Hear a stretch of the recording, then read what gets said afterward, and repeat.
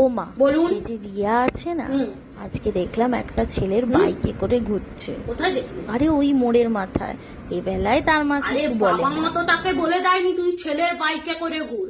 আজকালকার ছেলে মেয়েগুলো এতই পথ পাকা, ওদের দুধের দাঁত না পড়তে পড়তে লিলিফুট মেয়েগুলা ছেলেগুলাকে দেখেছি একটা করে দেবা দেবী জুটিয়ে ঘুরবে।